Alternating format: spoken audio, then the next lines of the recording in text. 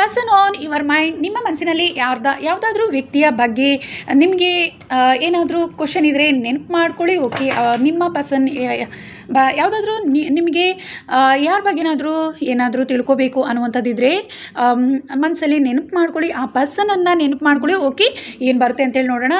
ನಿಮ್ಮ ಏಂಜಲನ್ನು ಕೂಡ ನೆನಪು ಮಾಡ್ಕೊಳ್ಳಿ. ಓಕೆ, ನಿಮಗೋಸ್ಕರ ಏನು ಆನ್ಸರ್ ಬರುತ್ತೆ ಅನ್ನುವಂಥದ್ದು ನೋಡೋಣ. ನೀವು ಮನಸ್ಸಲ್ಲಿ ನೆನಪಿಟ್ಕೊಂಡಿರುವಂತಹ ಪರ್ಸನ್ ತುಂಬ ಯಶಸ್ಸಿನತ್ತ ಸಾಗ್ತಾ ಇದ್ದಾರೆ ಅನ್ನುವಂತಹದ್ದು ಇಲ್ಲಿ ತಿಳಿತಾ ಇದೆ. ಹಾಗೆ ಪ್ರೀತಿ ಅನ್ನುವಂತಹದ್ದು ನಿಮ್ಮ ಮೇಲೆ ಅವರಿಗೆ ಇದೆ, ಹಾಗೆ ನಿಮಗೆ ಕೂಡ ಅವರ ಮೇಲೆ ಪ್ರೀತಿ ಇದೆ ಅನ್ನುವಂತಹದ್ದು ಇಲ್ಲಿ ತಿಳಿತಾ ಇದೆ.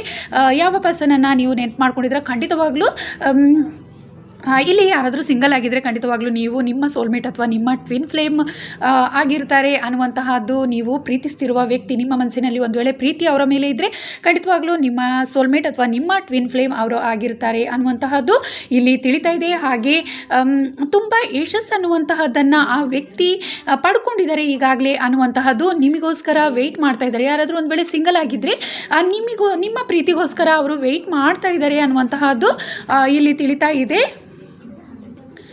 ಆದಷ್ಟು ಬೇಗ ನೀವಿಬ್ಬರು ಮೀಟ್ ಆಗ್ತೀರಾ. ಇಲ್ಲಿ ಹೆಚ್ಚಾಗಿ ಧನಸು ರಾಶಿ ಅವರು ಅನ್ನುವಂತಹದ್ದು ಇಲ್ಲಿ ತಿಳಿತಾ ಇದೆ ನನಗೆ.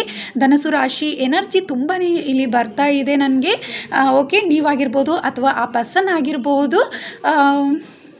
ಹಾಗೆ ಖಂಡಿತವಾಗ್ಲೂ ಅವರು ನಿಮ್ಮ ಪ್ರೀತಿಯ ನಿಮಗೋಸ್ಕರ ಕಾಯ್ತಾ ಇದ್ದಾರೆ. ನೀವು ಅವರನ್ನು ನಿಮ್ಮ ಪ್ರೀತಿಯನ್ನು ಅವರ ಜೊತೆ ಶೇರ್ ಮಾಡಬೇಕು ಅನ್ನೋದಕ್ಕೋಸ್ಕರ ತುಂಬಾ ವೆಯ್ಟ್ ಮಾಡ್ತಾ ಇದ್ದಾರೆ. ಹಾಗೆ ಯೂನಿವರ್ಸ್ ಹತ್ರ ಕೂಡ ತುಂಬಾ ಪ್ರೇ ಮಾಡ್ತಾ ಇದ್ದಾರೆ ಅನ್ನುವಂತಹದ್ದು ಇಲ್ಲಿ ತಿಳಿತಾ ಇದೆ. ಓಕೆ, ಆದಷ್ಟು ಬೇಗ ನೀವಿಬ್ಬರು ಕನೆಕ್ಟ್ ಆಗ್ತೀರಾ, ಒಂದಾಗ್ತೀರಾ ಅನ್ನುವಂತಹದ್ದು ಇಲ್ಲಿ ತಿಳಿತಾ ಇದೆ.